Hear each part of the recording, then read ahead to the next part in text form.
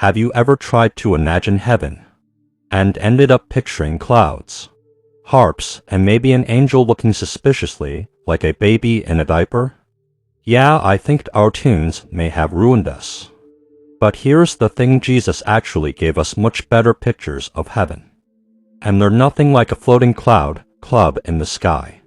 When Jesus talked about heaven, he didn't just give people a travel brochure.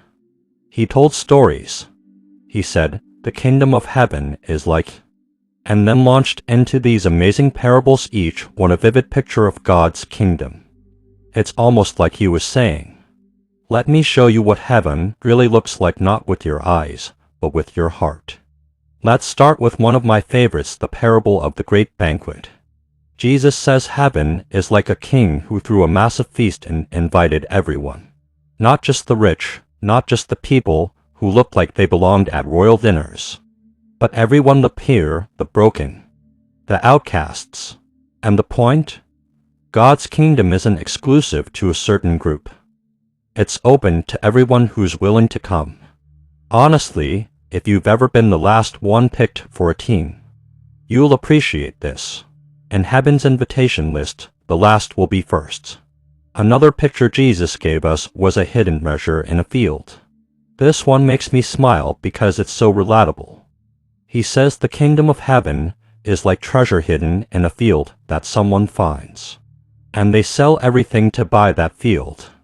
I mean, think about it. We've all had that moment where we stumbled onto something valuable, like finding a $20 bill in an old jacket pocket. But imagine something infinitely greater. Jesus is saying heaven is worth everything, not as a burden, but as the greatest trade you'll ever make. Then there's the parable of the mustard seed. Honestly, if I were the disciples, I'd probably laugh when Jesus said heaven is like a tiny mustard seed. Like he really? The kingdom of God compared to the smallest seed they knew? But that's the point. God's kingdom may start small, almost invisible, but over time, it grows into something massive, something that changes everything. It's a reminder that heaven isn't just later. It's breaking in right now in small ways, in unexpected places. And one of the most famous pictures, the pearl of great price. This is where heaven is compared to a merchant who finds a pearl so valuable, he sells everything to buy it. I don't know about you, but I love that Jesus didn't pick something boring. He chose a pearl, something beautiful, rare, worth giving everything for.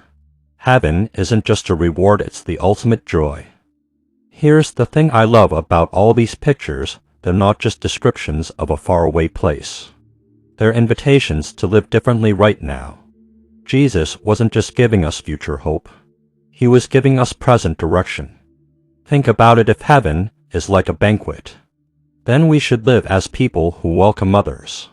If heaven is like a hidden treasure, then we should live as people willing to value God's kingdom above everything else.